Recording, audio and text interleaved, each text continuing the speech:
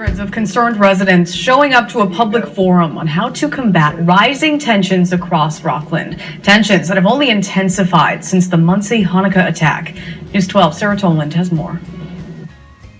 We must talk to each other and we must listen to each other. A heated public forum in Rockland. More than 300 people from different communities across the county sitting down in Montebello Thursday to discuss and sometimes argue issues like overdevelopment and social media they say are tearing Rockland apart. We are not here to silence anyone who wants to express their legitimate concerns. But what we do hope to accomplish is to find a way back to where we can have a civil discourse. The event, organized by the 5 town supervisors in the hope of bringing people together to discuss increasing tensions in Rockland ever since 6 Orthodox Jews were stabbed in Muncie on Hanukkah. It is our hope that you have come here today to find ways to bring unity and a dialogue that can overcome hatred and division. The large crowd broken up into 15 groups to list the issues facing the county. On top of the list, as everybody can imagine, overdevelopment. Pitting of the Jewish community against the communities of color. A lot of misleading information, a lot of lies. There are 15 different breakout groups, some of which you'll see behind me here, and each of them is being moderated by an individual from one of the 5 towns, chosen by the town supervisor and tasked with remaining neutral. I think this is helpful, so that way they can at least gather the information and hopefully they can get it to the politicians and they're going to see that, we're hurting. We are really hurting. Using this feedback, the supervisors say they'll hold another public forum April 30th, this time in the evening, to turn issues into possible solutions. In Montebello, Sarah Toland, News 12. Good afternoon, everybody. Welcome to the Town Supervisors Coalition to Combat Hatred and Promote Unity. My name is Brooke Malloy. I'm the Executive Director of the Rockland County Pride Center and also a Clarkstown resident.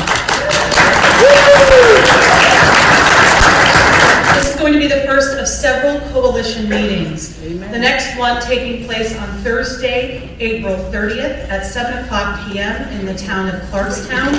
The exact location to be announced. All right, it's good to be with neighbors. Let's all take a deep breath. Let's take a deep breath. We're all here for the same reason, and we're going to move to our next portion of the agenda, and we're going to hear with our supervisors, starting with Clarkstown Supervisor George Homan. We're really here to address the issues and concerns that have been raised by residents of our county on all sides. We must have an open and honest dialogue. Since taking office, I've worked to tackle some very real issues in our town, in our county. Issues of overdevelopment, code enforcement, taxes. In my town, while engaging in constructive dialogue with my fellow elected officials throughout the county, we've tried to tackle these issues collectively, but individually as well.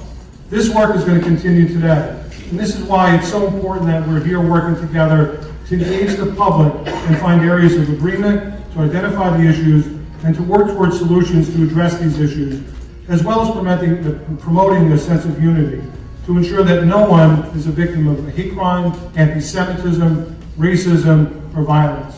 We need to come together and find common ground, and today's forum is the first of several forums that we hope as supervisors will be able to do that.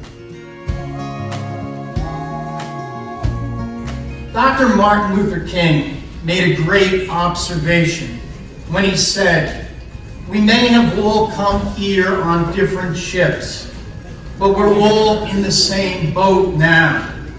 It is our hope that you have come here today to find ways to bring unity and a dialogue that can overcome hatred and division and promote understanding and friendship. During the course of my campaign, I heard concerns from residents of Orangetown on a daily basis about the future of Orangetown and Rockland County. Concerns that range from issues of development and our town code to affordability, taxes, and job opportunities. Most everyone I spoke with was thoughtful, sincere, and in search of answers for how we can all move forward as a county to address these legitimate concerns. And while there's no doubt that our political discourse throughout the country, state, and our community has gotten coarse, I do believe that there is much more that unites us than divides us. We are all concerned about our families, We are all concerned about being able to afford to live in our community. We are all concerned about ensuring what's best for our children. And we're all concerned about living in a safe neighborhood. But in order to get to that point of unity and understanding of the county, I believe we must have an honest dialogue about legitimate issues and concerns, and we must do so with respect for the diverse landscape that is Rockland County. I look around this room and I see a large crowd of what looks like from here to be people from different communities, different races, different faiths, different ethnicities, different neighborhoods from the county of Rockland. And it's gratifying to see such a diverse crowd, such a cross-section of our community, of our county come together. We may all disagree or not agree on the same issues, but we're all here to talk to each other. I commend everybody for taking that first step, coming forward to this meeting. We're not going to solve all the problems today. We're not going to solve all the problems at the next meeting. But hopefully, if everybody here has a chance and an opportunity to speak to somebody that they might not have met before or had a chance to normally speak to in the course of the daily existence, then this meeting will be a success. So again, I thank you all for coming.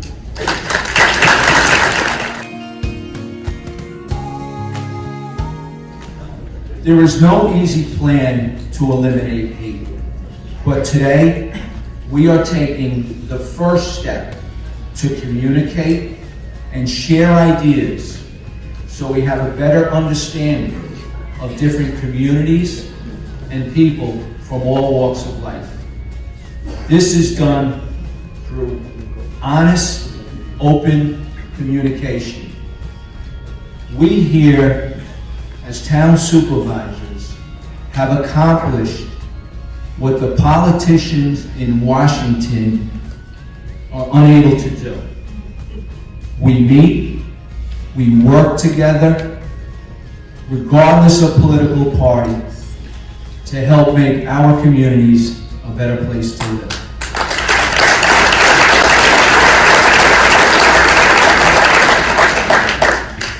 Today, you have the unique opportunity to speak honestly and openly, and we are here to listen and learn.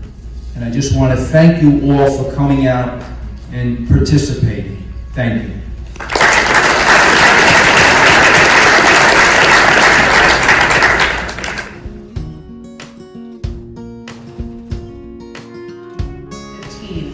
You're going to be divided into 15 breakout groups at random. We wanted the towns to be sitting, the neighbors from neighboring towns sitting together. Each group will be moderated by individuals from each of the 5 towns that have been chosen by the town supervisors. You're all going to have 30 minutes to engage in a thoughtful and respectful dialogue with the goal of being able to answer, as a group, each of these following questions, and you will be reminded. What are the most serious 3 issues in your town and or Rockland County that lead to division, misunderstanding, and hatred? The second question is, please identify the ways that your town and or Rockland County already seeks to address the divisions and promote unity. What are more and or better ways your town and county can address the divisions that exist and promote unity? At the end of the discussions, the moderators of each of the groups will have 3 minutes to present their respective groups' findings to the attendees and the coalition.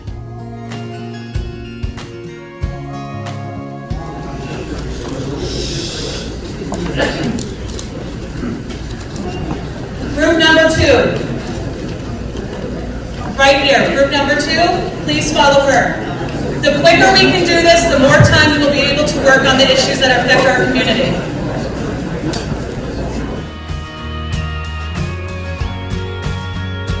We had over 300 very concerned Rocklanders here today, okay? That's critical for dialogue. You all came here, you all worked very hard, and we also know it wasn't enough time. We know this is a first step. I'm sure you all sat down next to people you've never met before. Maybe you knew, maybe you did not, and now you know some more of your neighbors.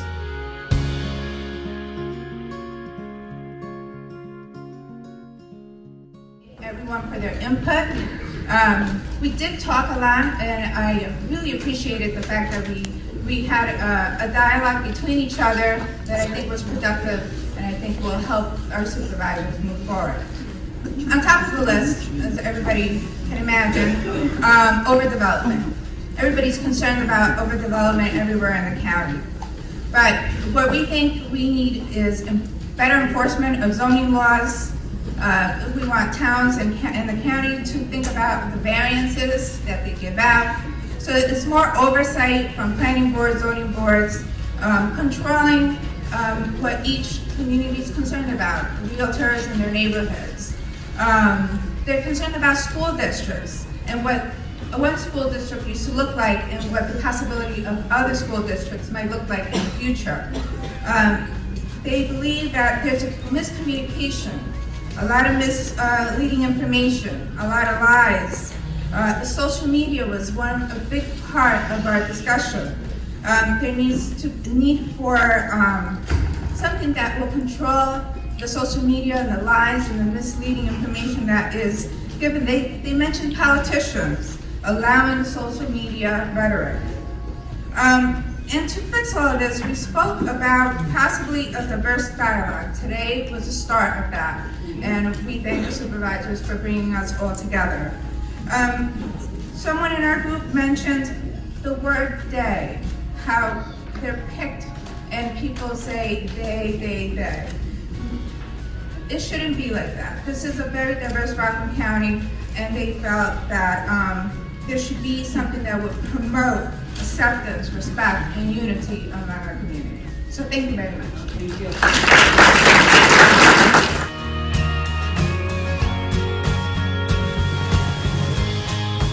One of the main things that came out of our group was they were concerned about illegal housing and renting, and more importantly, how that impacts property values, schools, neighborhood composition, and voting.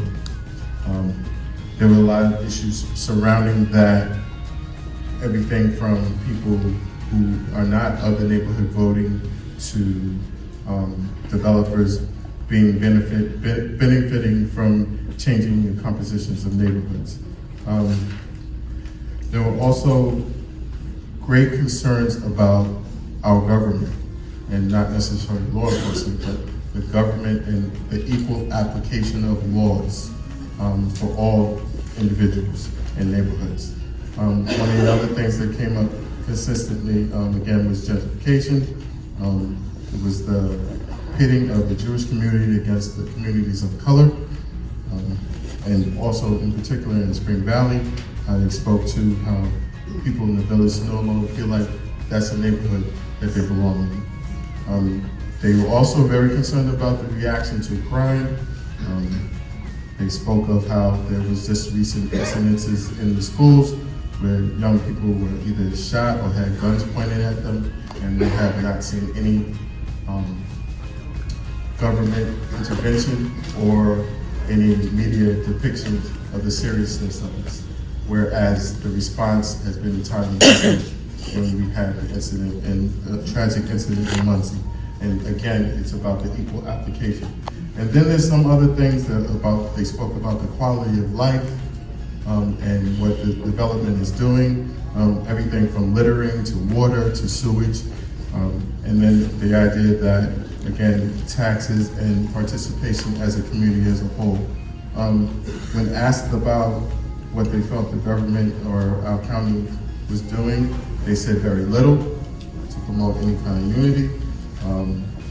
They said one of the things that they could actually do was, and I'm looking this way, is that you engage and follow the laws and apply them equally to all communities. They were very clear.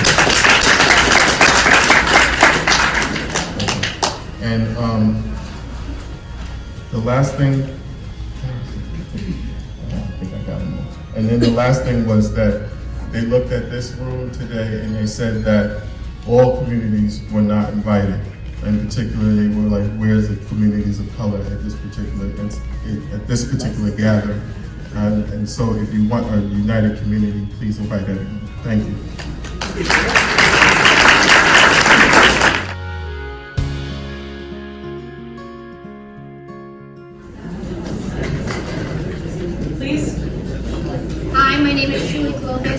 majority in Rockland County, and I was representing groups 15, 14, 13, and 12. First, I really have to thank my group because they sort of chose me to be the moderator. It was an ad hoc group. I want to thank the people that were very diverse in my group who came out and spoke. I have to draw attention to the one person who was from the ultra-Orthodox community who came out and said that he feels there's hatred against him because of the way he's viewed in being associated with a community that either has a good name or a bad name. And the same held true of the people of color within my group who had the same comments on that side. The major problems that they spoke of were similarly to the other two groups that have spoken, overdevelopment, improper enforcement of laws, and what that came down to was a real true belief that political contributions are governing how the community is being treated, how the laws are being enforced, and whether or not they're being enforced equally. There is a real perception that if the developers are paying for the government, the developers are getting the rights that nobody else is getting, and it is the underlying cause of the hatred in this room, or the hatred that's expressed between the people that are here to speak and try and fix this problem in this room. That flows down to the school. There was a story about a basketball game where one of the districts went to play at East Ramapo, a basketball game. East Ramapo was once the best basketball team, and they didn't even have a ball to play with. The board did not have a blown-up ball. And our group believed that's a travesty. And it builds resentment. It builds a hate, even if that hate is by perception. And it was the gentleman in our room who said that he had to move because he was perceived as one of the people who had disenfranchised another community. And that shouldn't be happening. So a lot of what was discussed was all about perception, how we perceive one another, and how the overdevelopment, the lack of money, the increase of taxes because of this, the improper enforcement of laws is creating an improper perception. So now we move on to social media. One of the comments fairly said was that the children are suffering as a result of what the adults are saying on social media. This is not only on sites that are geared toward multi-groups, but it's also on the Jewish sites, the sites that are not written in English necessarily. That the kids are suffering for the adults, the kids are being bullied within the school systems for the adults, and the kids are being judged by what the adults have to say. And that as adults, we need to set a better example for our children.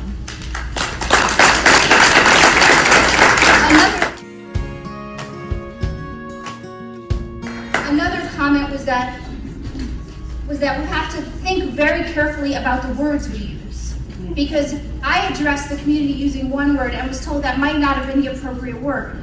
That we have to be very, very careful about being sensitive to one another and the words we use to describe them. Meaning each other, not they, not us, not we, but all of us together. One woman mirrored what the rabbi had to say, and that is that we are all born in God's image. And as such, we should be viewed together and apart in God's image as well, by one another, for one another, to one another, and within the community by one another.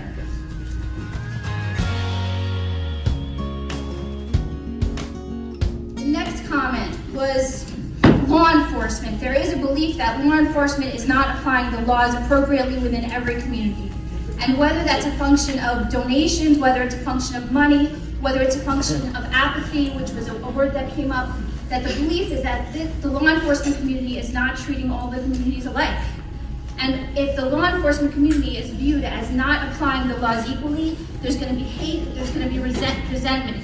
That hatred is a function of who we are as human beings.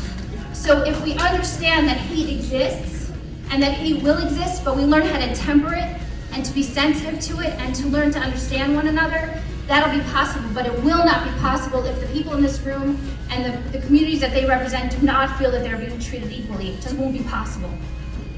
Thank you.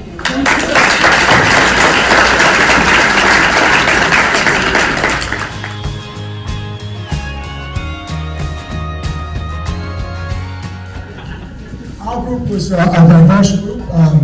We had great input. It was the sentiments that were said here before echoed our group as well.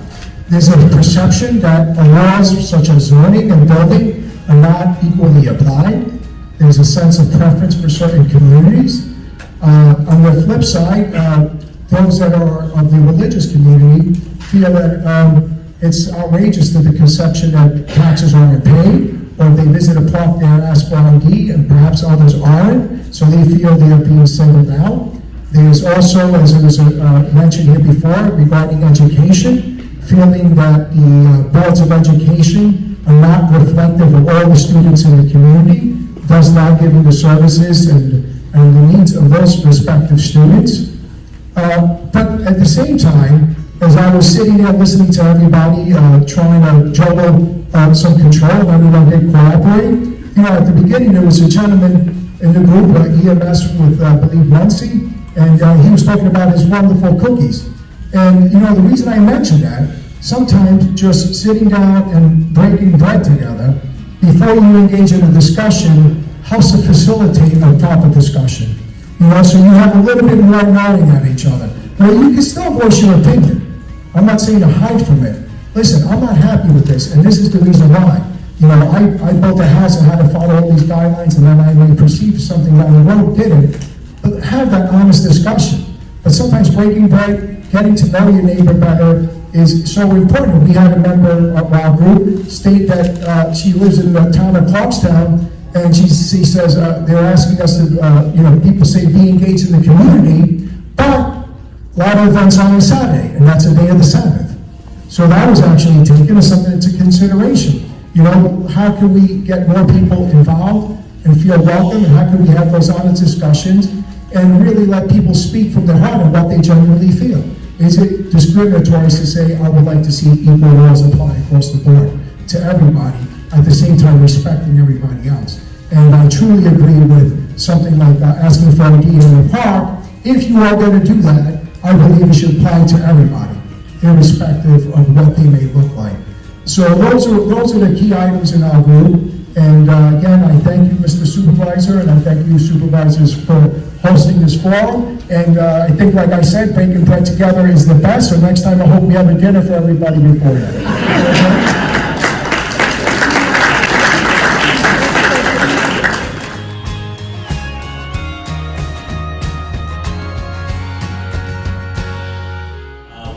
I will try to stay within my 3 minutes because I am a rule follower. I'm a rule follower, and because of that, I will speak into the microphone better too. Of the three major issues that our group surfaced, one was just misunderstanding based on bad communication or poor communications, and those poor communications are rooted in a lack of opportunities like this. A lack of opportunity to come together across various lines and divisions and get to know people as people. And if we don't do that, and if we triangulate, I've got a problem with George. I'll tell the chief. That doesn't solve anything. Honest communication involves me talking to the bishop and saying, "I like your hat," or "I don't like your hat," whatever I say. So better opportunities to do something like this, not triangulating. First issue we surfaced. The second was social media, and the dissonance that social media can create because it's a depersonalized way of communication. It's like road rage, I can be really mad at the guy in the car. I can turn the inside of the car blue with my language because that person in the other car isn't a person to me. It's a machine. And we would never say the things we say or do the things we do to people face to face. You're here. So there's an ethic of the face. There's that face-to-face relationship, Uber, right? So more opportunity. I guess this plays into communication again. More opportunities to communicate as people. And to go back to the rabbi's image of God, in which we are all made. And the last big issue that we surfaced, well, we did 3, so we're not so much rule followers after all. Or let me call us overachievers. The overdevelopment and poor application of the zoning laws. So that created a lot of anxiety within our group, because of the feeling of encroachment, of a changed Rockland County that looks a whole lot different than it does now. Oh, I've got 15 seconds left. So maybe I really will be a rule follower.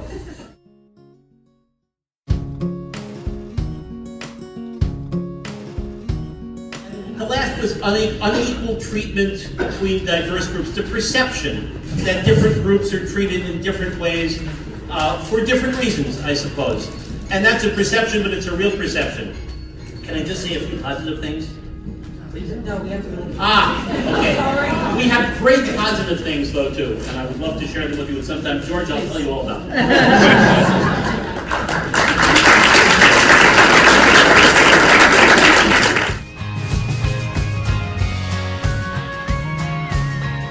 Short list of bullet points that we went through of the speakers. We have a pretty large, as I said, and diverse group.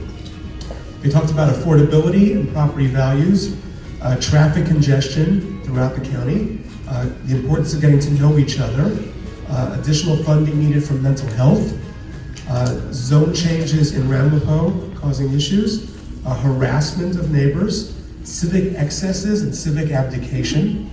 They spoke about diversity on school boards, particularly East Ramapo. One person mentioned that we're one county, we should begin to act like it.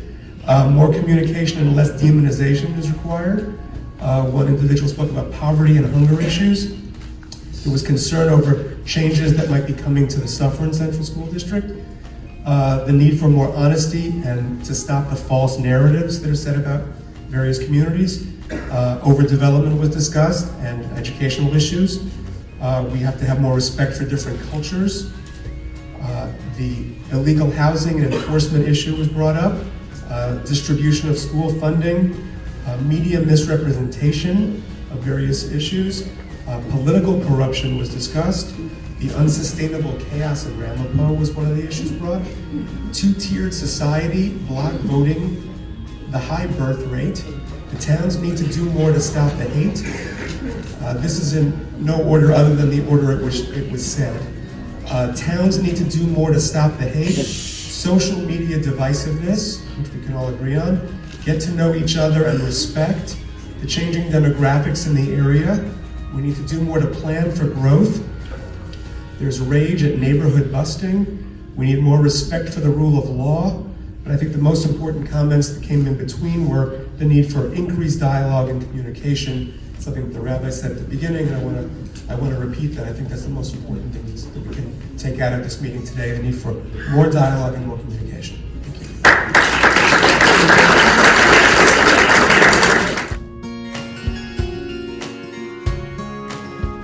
We feel very relieved. We talked about the housing, lack of affordable housing, how a lot of the new developments are only for the older, not for the younger people. We want our 20 and 30-year-olds to be able to come back. Lack of social support and interaction, social interaction. We don't have opportunities. Today is a great day. We need this for our children to interact. We need this on a more regular basis. Rising taxes, a feeling of powerlessness and hopelessness, a cascade effect, this was interesting, from town to town when it comes to not applying the zoning laws and how that affects each town differently. We talked about, we did get to some solutions because I'm very solution oriented. Better ways to communicate information, even about this event today, where there's a lot of us that are not on social media, not getting, so people just didn't know. And that comes to a really big thing that we talked about, and that is transparency of data. We would like to have real numbers. People said before that we don't want the they and the him and the them. We can counteract that. Those are opinions. We can counteract that with facts. Cold hard data, and real minutes of board meetings where actual information is shared and disseminated in a way that we can all receive it. Consistently applied laws and codes, equal representation on all boards, that anyone that comes before any sort of board feels that they're actually going to be heard. Better community planning, opportunities to break down social barriers. We talked about parks. Some people thought the law of not being allowed to attend the park that you weren't a member of is good. Others did not, because it can be a great breeding ground for moms of different backgrounds and dads to get together and just get to know each other. So there was a discrepancy there. And just allow for open dialogue. One of the things we talked about, I happened to mention, we talking about breaking bread before. I have this idea, and it's not going away. Baking bread, building bridges. If we can get a bunch of moms together, sorry, I know I'm talking about the women, but if we can get all the women and moms, and we could just all bake bread together and get to know each other, and then take those loaves home, and our kids can talk about it. And I just think that anything like that, and anything more than that, can be unbelievable, because I want my child, my youngest is 11, to grow up in a place where he feels heard and understood, and he hears and understands others. Thank you all very, very much.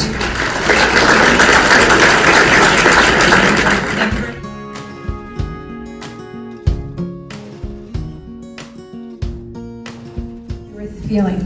Number one, Facebook, social media spreads hate without anyone standing up to unify. Clash of cultures, anti-Semitism, a basic feeling of unsafety, both in the Hasidic communities and also Jewish families who are mixed communities. Children in schools do not feel safe and they feel ostracized. Lack of diversity, and tolerance education for children and adults. There was a big they, them mentality. Even as we were speaking in our groups, it was a lot of they and them. So I think that's just a pervasive situation for us all as we communicate. Zoning, code enforcement, and the overdevelopment, a feeling that rules are not equal to all. Branding and the different groups of ethnic and religious, whatever. Implicit bias, categorizing people in groups, but then they also recognize that biases have existed today as they have been from the beginning of time. A big one was school boards must be representative of the communities and the children they serve. And she will tell you the solutions. Well, such as they are, we did spend a lot of time on question one, I think, as every other group did. But as far as what some of the solutions may be, one person did say that the town hasn't really done anything. There needs to be more transparency on the part of government, solve more overdevelopment at the town level, more tolerance education in schools, not just for the children, but for parents as well.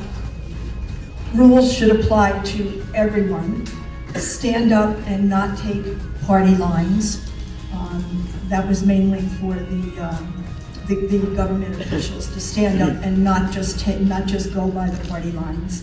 Everyone should pay the same taxes, and misinformation should be cleared up, hopefully by town officials when it's on social media and that type of thing. Thank you.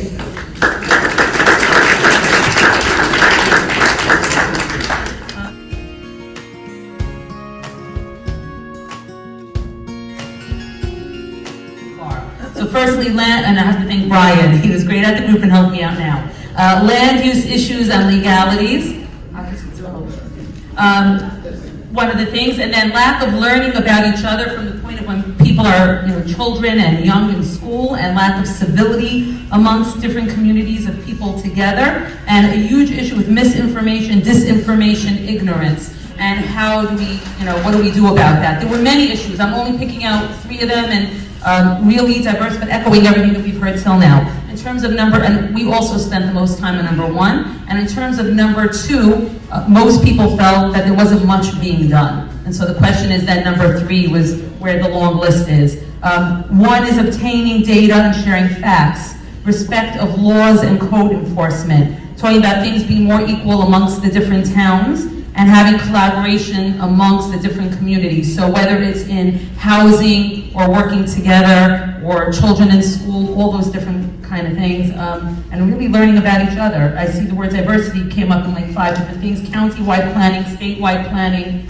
and housing open to all. Thank you everyone for your time, and I just hope everyone gets a chance to work together more. Thank you.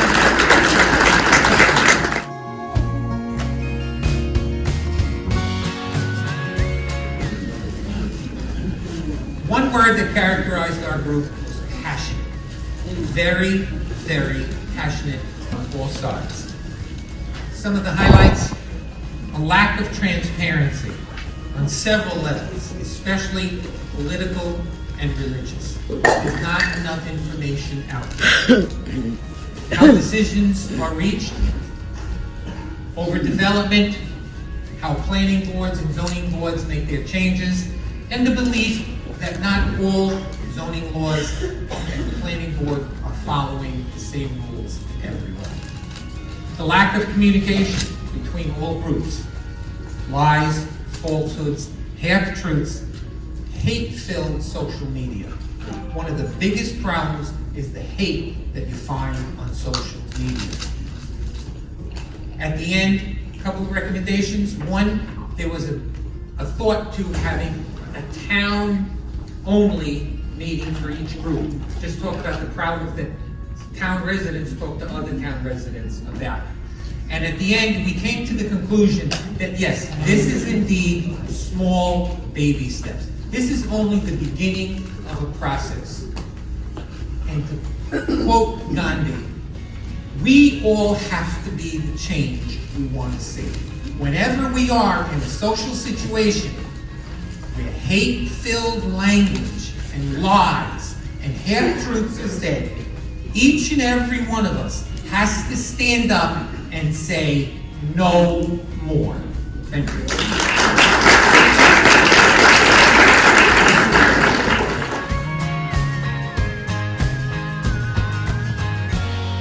Really, the feeling in the room was not anger at all. It was frustration, and people were upset, and everyone was looking for change. And it was refreshing, and it was heartwarming, and I was really proud to be in that room. Generally, we had the same concerns as anyone else who mentioned concerns today. Rules not being equal for all communities, bus safety was a big one. Social responsibility and the impact that's going to have on Medicaid. Zoning and code enforcement, political corruption. There was concern that a lot of broad statements are made. Someone mentioned that they grew up really with the thinking that a certain group of people in this community don't pay taxes, none of them. Or that all the schools, which was said in the group, that all the schools and the private schools that are proliferating in the community, none of them follow fire code, and none of them are meeting with the educational standards that they should.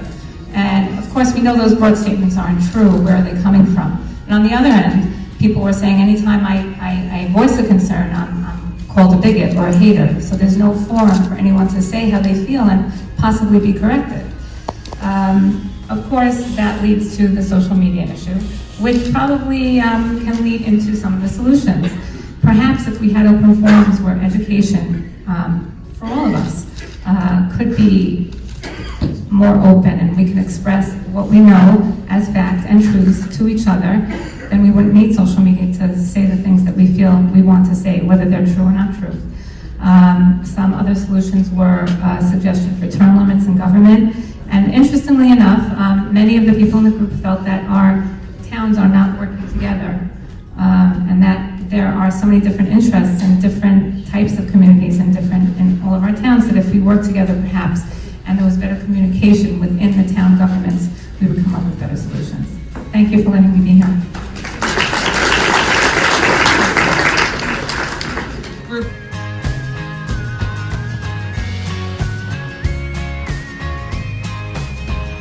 The 3 points that we summarized into were bias of different communities towards each other, due to lack of knowledge and exchange, not seeing the different values and needs. Also, overdevelopment in housing, and this includes environmental impact. And rules and codes of townships, all the townships, being followed and enforced. Thank you.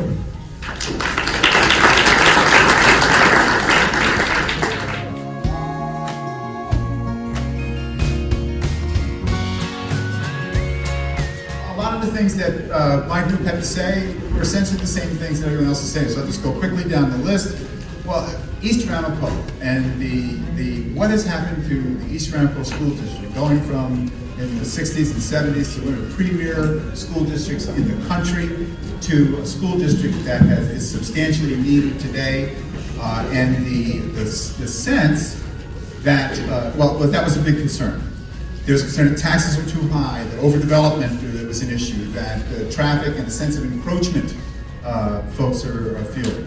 Changes in the community and the neighborhood. 30% of residents, it was asserted, are on public assistance. And that businesses won't come into our area and create ratables for us because they don't see us as a wealthy community. There's a sense of folks feeling isolated from their new neighbors. There's concern that public schools are influenced by private sector needs. There's a question of the financial allocation of monies in public schools. Elected representatives not properly representing their community. Not sure where that goes. And of course, code enforcement came up as an issue. That the laws are on the books, they need to be enforced.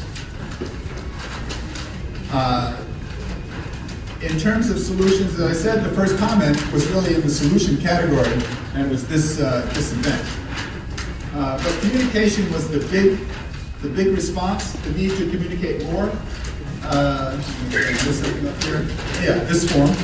The need to communicate more interaction between public and private school sector among youngsters, among children. It was pointed out that, I guess in our high schools in East Ramapo, they'd have sessions where high school students in the private sector and in the public schools got together on various projects. And that, that was sort of a communication enhancement opportunity. Again, more interaction between public and private schools, younger generation, welcoming more business to generate more income, get those ratings in so we have more resources to support both our schools and our public sector resources. More opportunity for multi-faiths to interact. It was important. It was pointed out that some synagogues and Christian schools have gotten together and created programs that enhance communications, created a better sense of knowing who one another is. The whole image issue that we talked about at the beginning of the session. And that's 3 minutes. And bottom line, we have to teach tolerance.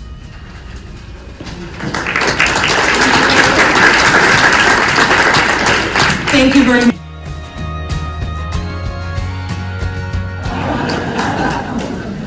I want to thank all of the moderators. I know it was very challenging at times, very difficult, but thank you, because without having people as moderators in this group, it could have been chaos.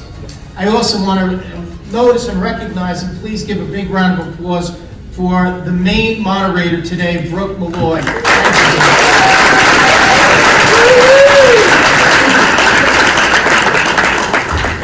Let me thank the clergy who set us on the pace that we were directed today. And in advance, let me thank Bishop Langberg for his closing prayer, which we will give in just a few minutes.